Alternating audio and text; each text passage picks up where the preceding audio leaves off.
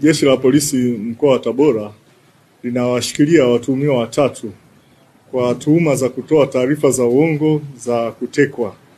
Watuhumiwa wanaoshikiliwa ni Adija Jimmy Murijo, huyu ana umri wa miaka 39, kabila ni Mpare, ambaye ni mke wa Emmanuel Peter Mchari. Mtuhumiwa wa pili anayeshikiliwa ni Ashura Hussein Swaleh mwenye umri wa miaka 48, huyu ni Mnyamwezi na mkulima. Mtuhumiwa wa tatu anayeshikiliwa ni Vitus Joseph, ana miaka 34, mkulima na mua. Watuhumiwa hawa 3 kwa pamoja walishirikiana kutengeneza taarifa ya uongo kwamba Adija Jimmy Murijo ametekwa na watu ambao hawajulikani na lengo lao ni kujipatia fedha. Walitengeneza uongo huu kwa lengo la kujipatia fedha kutoka kwa mume wa Adija Jimmy Murijo, na fedha ambazo zilitumwa ni shilingi milioni 1,385,800 ambazo zilitumwa kwenye simu ya Adija. Awali walieleza kwamba Adija alikuwa ametekwa kwenye kijiji cha Uyogo, kata Kiemba, tarafa ya Uliankuru, lakini katika uchunguzi wa polisi uliofanyika ulibaini kwamba mtuhumiwa huyu alikuwa amekwenda wilaya ya Urambo katika kijiji cha Vumilia, na watuhumiwa walikamatwa na fedha hizi walikwenda kuzitolea katika wilaya ya Kaliua. Tunawashikilia kwa ajili ya uchunguzi na utakapokamilika watafikishwa mahakamani. Natoa onyo kwa watu wenye tabia za kutengeneza uongo waache. Uchunguzi unafanyika kitaalamu, tunao wapelelezi wabobevu kwenye eneo hili, na pale ambapo itabainika kwamba taarifa ambazo zimetolewa hazina ukweli, tutahakikisha kwamba hatua za kisheria zinachukuliwa dhidi yao. Mimi kwa jina naitwa Emmanuel Peter Mchari. Kapigiwa simu, nikapokea, akaniambia mimi nimetekwa. Wewe umetekwa? Wapi ulipo? Kasema huko niliko sijui. Niko kwenye jumba ambalo limepigwa bati, limeezekwa tu, halijawekewa milango wala madirisha. Kidogo nikasikia sauti nzito, lete hiyo simu. Akachukua ile simu, ananiambia hello bro, tunataka utume hela milioni 2. Kaambia milioni 2 za nini? Au unataka tufanye show?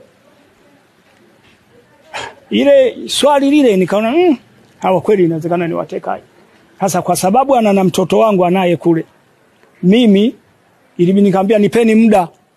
Wakaniambia tunakupa dakika 4. Nilichokifanya nikaenda polisi kwenda kutoa taarifa. Jamani, kuna tukio hili limetokea, kuna mtu fulani ametekwa. Ametekwa Sasa mzee, hebu nenda kalale. Haya maswala yanatakiwa masaa 24. Mimi nikarudi kulala. Lakini wakati huo simu zinaendelea kupigwa kwamba tunahitaji hela. Kufika tarehe 1, ilikuwa siku ya Jumamosi, sijui, nikamuona bwana mmoja hivi anaitwa Maruru. Kawa amekopa hela sehemu 500,000 na mimi nikatafuta 500,000. Jumapili asubuhi zikatumwa hizo 500,000, jioni ikatumwa 500,000. Ndio ikawa milioni. Hicho ndio ninachokifahamu.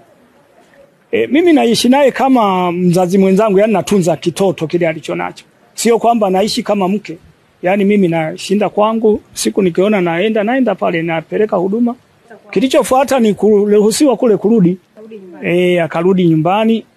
Watoto wake wakanipigia simu, baba, mama karudi. Kaambia haya, takuja kumuona kesho.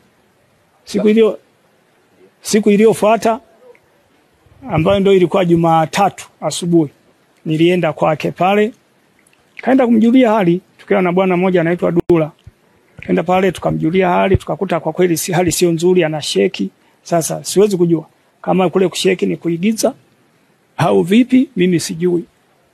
Basi tukamjulia hali, baadaye sisi tukatoka. Aliniambia kwamba alikuwa anapigwa mabanzi na kwamba kula alikuwa hali. Naona. Alafu akiambiwa naomba maji analetewa mikojo. Ndiyo maelezo aliyokuwa ananieleza. Yani ushiriki wangu ni kama kawaida. Kodi ya nyumba nalipa, bili ya umeme nalipa, bili ya maji nalipa. Na matumizi anapewa, zaidi ya hapo labda kwa ina lingine. Sasa siku hiyo tu mimi nilishtukia kwamba simu imepigwa kwake. Akaniambia mwenzangu, mimi tunaitwa kwa mkoa. Nikamwambia twende. Nikamleta mpaka hapa. Akaeleza mwanzo mwisho. Ndio akamuuliza kwamba unaweza kutupeleka kwenye eneo la tukio na ukatuonyesha? Akasema nitawapeleka pale waliponiachia, waliponiterekezea, yani kwamba mimi nakuleta hapa sasa na kufungua, fuata njia hii utakutana na barabara. Pale ndo alipotupeleka. Akawa ameniuliza hivi, kesho vipi utakuwepo nyumbani? Nikamwambia nitakuwepo. Kwani vipi? Akaniambia wifi yangu nimekumisi, nataka je kukusalimie. Nikasema sawa wifi yangu, karibu. Nimeona wifi yangu kafika, tukapokeana vizuri. Baada ya kuwa amefika, nikakaa kwenye kochi. Baada ya kuwa nimekaa, akaniambia wifi, mimi nimekuja bwana, shida kubwa ni mzazi mwenzangu, babake na katoto, kwa sababu alikuja na katoto kana takriban miaka 3 kuelekea 4, kakike. Akaniambia babake na huyu mtoto bwana, mimi ananizingua sana kwenye maisha. Nina takriban miaka 8 naishi naye, lakini hajanifanyia chochote kile kwenye maisha yangu. Sasa mimi nataka nitengeneze hii shule nipate hela, kwa sababu mume wangu ana hela, maana ni mstaafu wa jeshi, ni mwanajeshi, alikuwa hapo Tabora kaisha staafu. Sasa ana hela. Mwaka jana tu tumeenda Dar es Salaam, tumechukua hela zaidi ya milioni 30, lakini hajanifanyia chochote kitu kwenye maisha yangu. Sasa mimi nikaona hapa nifanyeje? Kila nikimwambia anachonijali sana ni kwenye huduma ya kodi ya nyumba, bili ya umeme, labda nakula, lakini kwa mengine wala hata hanijali. Yaani kama tampata mkaka mwenye uwezo wa kusema, ambaye hawezi kuteteleka kwenye simu, ampige mkwala huyo mbaba, kwa sababu huyo mbaba namfahamu ni mdhaifu kwangu, ananipenda na anapenda mtoto wake, hata kubali niangamie, ni lazima hela atatuma. Nikamuuliza unataka utumie shilingi ngapi? Akasema mimi nikitumia milioni 2 kesi imeisha, mimi naondoka. Nikamwambia wifi, milioni 2 yote mtu anaweza kutumia hata kama ndio mume wako. Nina uhakika zipo, ndio maana anasema milioni 2. Bahati nzuri imefika kijiweni, kuna mkaka nafahamiana naye, waga ananiita mama mdogo.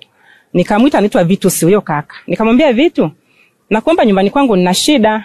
Kweli yule kaka kaingia ndani. Baada ya kuingia ndani yule kaka, mida tunakula, nikamuuliza wifi, vipi ratiba zako zimekaeje? Akaniambia ziko zinatiki. Kaka akakubali, kasema atanisaidia kupiga mkwala. Nikamwambia haya sawa. Nimerudi kwenye mishemishe zangu, yapata kitu kama kwenye saa 10 hivi. Wifi akaniambia hivi, wifi muamala umesoma? Nikamwambia niambia wifi yangu, umesomaje? Nimetumia 500,000. Umetumia 500,000 na kaka ambaye ndo baba Neema, ambaye ndo mzazi mwenzie. Akaniambia yeye kanitumia 500,000. Nikasema sawa, haina shida. Tumemaliza kula. Wifi yangu ananiambiaje, wifi muamala wa pili umesoma, imetumwa 500,000 nyingine. Nikamwambia hivi, wifi yangu, kwa mimi binafsi, kwa sababu ulikuja kwa niaba ya kutafuta tu hela ili upate hela ya maisha, kwamba mume wako anakusumbua, hiyo milioni 1 mimi naona kama vile inatosha. Chukua hiyo milioni 1 yako, ukafanya mambo yako, maisha mengine yaendelee. Akasema kweli wifi, mimi mwenyewe saizi nafanyaje? Naondoka. Nikamwambia sawa.